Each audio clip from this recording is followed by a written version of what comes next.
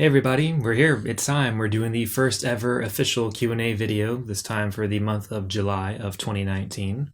We've got two questions to go over today, which you would maybe think means this is going to be a shorter video, but if you think that, you are severely underestimating how long I can ramble about just about anything, especially when I'm not reading off a script. So let's go ahead and jump in. All right, so our first question comes in from Nicholas. Nicholas writes, "It's been a while since you wrapped up the Talk Through series. Do you have any interest in taking up another long-form playthrough, or did you and Bored Jonathan get tired of trying to battle Sin?" If you're unfamiliar, the Talk Through series Nicholas is referencing there is a Let's Play series that I did with my friend John through a good portion of last year. But we also stopped it at the beginning of this year, around the time when I kind of soft rebooted the channel because I wanted, more time to be able to take on more, bigger and more ambitious videos overall. It was something that, could I have technically found the time to keep doing? Probably, but it just didn't feel like it was the best use of my time. I'll put it that way. That being said, I think I usually said this a bunch of times in the Let's Play and on Twitter and such that, I did really enjoy doing them, even if it wasn't always fun playing them, as Nicholas was also referencing there. The tail end of our Final Fantasy X Let's Play got a little dicey. We almost didn't finish that one, but we did. So all that being said, if I ever did find time to do it sometime in the future, I do have some ideas for some possible Let's Play type things. I don't think I want to get stuck into doing a full Let's Play of an entire game necessarily. Part of the problem with especially the Final Fantasy X Let's Play is, after you've recorded yourself playing a game for 50 hours, you kind of feel invested, like you have to finish it, even if it's not always that enjoyable to play. So I have some ideas that kind of get around that, and still it's even Final Fantasy related because I'm either a glutton for punishment or it's really just, and I think I also said this in the first episode of the Final Fantasy X talk through, Final Fantasy is one of those things I feel like I should love. Like, all the reasons that people say they love Final Fantasy seems like reasons I should love Final Fantasy, and it just has never happened for me. And I want to try and find a way to find that same love. And it's probably never going to happen, but I keep trying because I just never learn, I guess. Another kind of big hurdle to starting anything up again is that, as Nicholas referenced there, my friend that I was doing them with, John, he also decided to go and be an adult on me and go buy a house. So he also has a lot less free time than he used to as well. So, kind of both of us would have to sort of find the time. And that's kind of why I say, in the near future, probably not going to happen. But, in the distant future, never say never. I would honestly like to. I suppose, I could do them on my own again. I did the first Let's Play series I did was by myself, but, I really don't want to do that again. And, I guess technically I could try and find someone else to do them with, but, honestly, once again, I'm not really all that interested in doing them if I can't do them with John as well. So, yeah, basically, never say never, but in the near future, probably not going to happen. That being said, if you're someone new here or you're watching these from the distant future and you're going back and watching through all the old Q&A videos, and you're wondering where you could find these talk-throughs, they no longer exist on the main channel because it was really bogging the main channel down. So I moved them all over to a secondary channel, which should be the channel that you're also watching this very video on right now. So if you want to find those, you're like 90% of the way there. And, maybe sometime in the distant future, I'll be back with the new Let's Play sometime. I did pre-order that Final Fantasy VII remake, so, maybe I'll do something with that. I don't know. Why do I keep doing this to myself? All right, and speaking of my friend Jonathan, John is actually next up with the next question.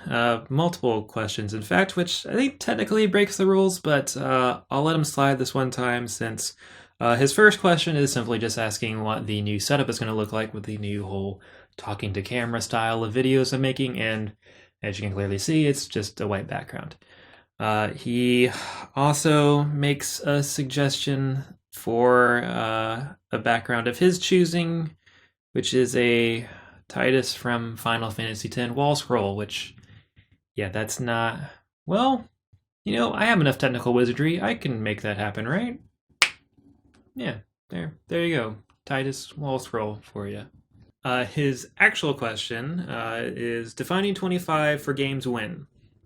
Not anytime soon. I have way too many other videos I need to get to first before I have anywhere near the time to even begin thinking about doing something like that. More seriously, as you identify these 25 films at the start of 2019, have there been any films you've seen this year that you feel would make the cut if you're starting the project in 2020? Obviously, not just films released in 2019, but films that you've seen in 2019. So that's a good question. The Defining 25 as it exists right now as the video project and the list of 25 films that it consists of is not really all that different from the 25 films that I started with back in 2015 when I was going to do it as a written project. I think I kind of touched on that a little bit in the intro video for the Defining 25. Around, I want to say in like November of last year is kind of when I really locked everything, set it in stone, the 25 movies I would be covering for the video project. And I moved a little bit around. A couple movies came off, a couple movies came on from the original list. But I don't think I really added anything that I wouldn't have already seen by the start of 2015. And there's a couple different reasons for that, which, could take us in a lot of different directions, but I'm going to try and rein this in because, yeah, like I said, I have a tendency to ramble a lot. One of the main factors is, and I've actually kind of been thinking about this a lot the last week or so, the Defining 25, as I kind of laid out in the intro video, was sort of supposed to be a series that, helps me understand, how did I put it? I think I said it helps me understand myself, other works of art, and the world around me better. Which, that is a very, I don't necessarily mean this in the as negative a connotation as it is normally used, but that's a very sort of, self-centered kind of way of looking at movies, right? It's helping me understand myself better, how I see other pieces of art, how I see the world that I live in, right? But I think that's pretty natural. I think we all sort of grow up and start interacting with art that way. It's very personal because we know ourselves the best, right? So that's our first kind of starting point. But another thing I've kind of been thinking about a lot lately is this week, I want to say, I think it was IndieWire put out their top 100 films of the last decade, which, of course, got film Twitter all in a tizzy for a day or so because everyone's going to have their hot takes about which movies should and absolutely should not be on that list and so on. But it made me realize, really when I started, really getting into movies was, right around 2010, so right at the start of the decade. So this whole decade, has kind of been a good sort of overarching evolution in a sense of how I've grown as someone that watches movies and why I watch movies and what I get out of them. And so like any good cinephile around 2010 when I started watching a lot more movies, I started documenting and keeping track of all the new releases I saw. So, every new movie that I saw in the year it was released, I would keep track of. And just counting those, not even counting the older movies that I also saw for the first time, over the last decade, I saw 400 roughly new releases, which, is pretty good for someone that's not a professional film critic. But the probably much more astounding fact is that about 350 of those 400 films I saw within the first 5 years, from 2010 to 2015. So that is a lot of movies in a, relatively speaking, kind of compressed amount of time. I even did the math, and that's about seeing 52 movies per year, so one a week, which is not bad, once again, for someone who's not a paid film critic. And the reason for that drop off, why I didn't see anywhere near as many movies after 2015 is, a lot of things, but I think one of the primary reasons is when you see that many films in that kind of short amount of time, you really get a better idea of, your sense of who you are as a movie watcher. It doesn't sound great when you say it out loud, but, now I'm pretty good at watching a trailer or, reading a short plot synopsis or something of a movie that's coming out and thinking, yeah, that's not really for me, or that is actually something that I'd really be interested to see. And you still try and go outside your wheelhouse, experiment a little bit here and there, but for the most part, I kind of know what I want and what I don't want out of movies. And I think another reason for that is, I don't really watch movies the same way anymore. I kind of, in that period from 2010 to 2015, I kind of spent my time using movies as a mirror, so to speak, to see myself better. And I kind of figured a lot of that stuff out. And so now what I watch movies for is a lot different. Now I really get excited to watch movies that give me a view into someone else's life, to help me better understand someone else's experience, a kind of experience that I wouldn't be able to understand unless I had something to show it to me. Let me walk in their shoes, so to speak. So it's kind of because of all that, there isn't really a lot of movies I can think of that I've seen between 2015 and now that really fit into the older mold of what the Defining 25 is kind of supposed to be, this more personal exploration.